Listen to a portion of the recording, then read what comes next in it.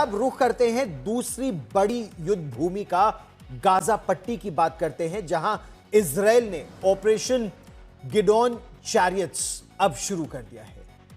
Israel ने Hamas के खिलाफ गाजा शहर पर कब्जे के लिए एक बहुत बड़े सैन्य अभियान का इसे हिस्सा बताया है। और इस अभियान में जो ऊंची इमारतें हैं गाजा पट्टी में, जो अभी भी खड़ी हैं, उन्हें निशाना बनाया जा रहा है। और यह हमला तब से जारी है जब से अमेरिका के विदेश मंत्री मार्को रूबियो इजराइल का दौरा कर रहे हैं। इस बीच कतर की राजधानी दोहा में इजराइल के हमले के खिलाफ अरब देशों की आज एक महत्वपूर्ण बैठक है। गाजा पट्टी से आतंक का सफाया करने की मुहिम में इजराइल अब पूरे शहर को समतल करने पर तुल गया है और उसकी ये कार्रवाई तब भी नहीं रुकी जब अमेरिका के विदेश मंत्री इजराइल का दौरा कर रहे थे। गाजा पर अपनी कार्रवाई के दौरान इजरायली लड़ाकू विमानों ने अल कवथार टावर को तबाह कर दिया। ये गाजा सिटी की एक आवासीय इमारत थी। रविवार को कैमरे में गाजा सिटी में मची ये तबाही कैद हुई।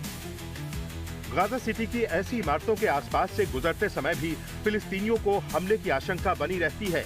इजरायली हमले की तस्वीर जिस कैमरे में कैद हुई, उसमें भी पास से गुजरने वाले लोगों में दहशत को देखा जा सकता है।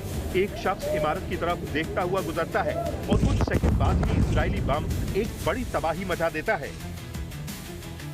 इजरायली सेना ने कहा कि निशाना बनाई गई इस इमारत का इस्तेमाल हमास सेना की पोजीशन पर नजर रखने और हमलों की तैयारी के लिए खुफिया जानकारी जुटाने को लेकर कर रहा था। इजराइल ने दावा किया कि नागरिकों को पहले से चेतावनी दी गई थी। हालांकि फिलिस्तीनी लोग यही दावा करते हैं कि इन इमारतों में अब वो लोग आकर रह रहे थे जिन्हें इजरायली हमले में अपना घर-बार छोड़ना पड़ा है। गाजा के हेल्थ डिपार्टमेंट के मुताबिक रविवार को पूरे एन्क्लेव में इजरायली गोलीबारी से कम 16 लोग मारे गए, जिनमें से 7 गाजा सिटी में थे, जहां पिछले 2 दिनों में इजरायली बमबारी से दर्जनों घर नष्ट हो गए।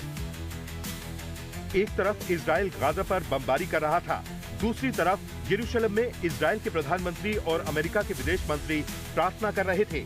इजरायली प्रधानमंत्री ने अपनी पत्नी सारा, अमेरिकी विदेश मंत्री मार्को रूबियो और उनकी पत्नी के साथ ही अमेरिकी राजदूत माइक हग्बी और उनकी पत्नी के साथ यरूशलेम के पश्चिमी दीवार पर प्रार्थना की।